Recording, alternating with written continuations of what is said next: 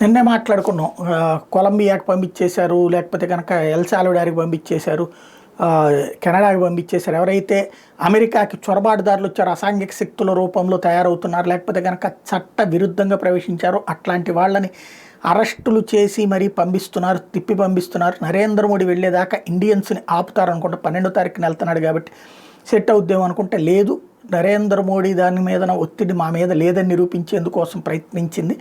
ఇప్పుడు అమెరికా 200 మందిని ఎవరైతే అక్రమ చొరబాటుదారులు, అంటే వీసా లేకుండా, H1B వీసా లేకుండా, F1 వీసా లేకుండా, ఏ వీసా లేకుండా, ఏ విజిటింగ్ వీసా లేకుండా, చట్టబద్ధంగా కాకుండా ఏ మెక్సికో నుంచినో సరిహద్దులు దాటి అమెరికాలో అడుగుపెట్టి అక్కడ చొరబాటుదారుగా రాయించుకుని ఆ పైన శరణార్థిగా కథబెట్టుకుని అక్కడ తిరుగుతున్నటువంటి వాళ్ళల్లో అసాంఘిక కార్యకలాపాలకు పాల్పడుతున్న వాళ్ళనాలా, లేకపోతే నిబంధనలకు విరుద్ధంగా వ్యవహరించారనాలా, ఏది ఏమైనా 200 మంది భారతీయుల్ని పట్టుకుని అమెరికా నుంచి C-17 ఎయిర్ క్రాఫ్ట్, అంటే వాళ్ళ యుద్ధ సరుకుల రవాణా విమానంతో భారతదేశానికి వచ్చి వాళ్ళని ఇక్కడ వదిలిపెట్టింది.